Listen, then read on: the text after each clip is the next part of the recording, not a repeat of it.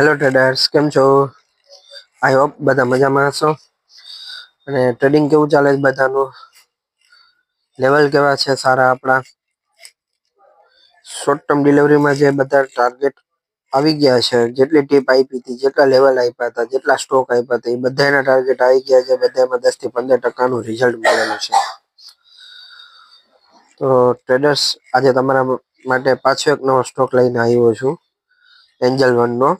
Angel વનનું આજે by કરવાનું છે 2915 રૂપિયામાં, અને ટાર્ગેટ રહેશે 2980, 3000, 3020.